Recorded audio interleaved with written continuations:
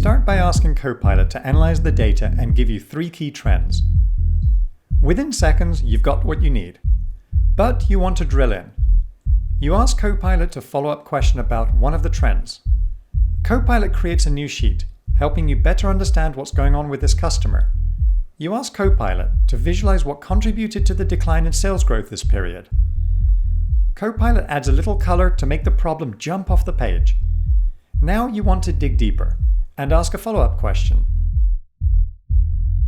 Copilot not only answers your question, it creates a simple model of the scenario.